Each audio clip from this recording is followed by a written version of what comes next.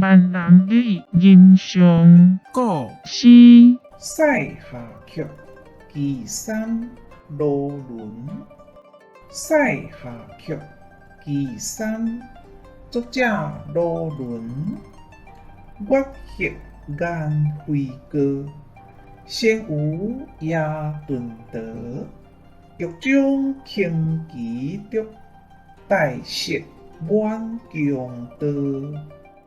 谢谢您的观赏，希望您会喜欢我为您制作的影片，请支持我，点击 subscribe， 然后再单击小铃铛。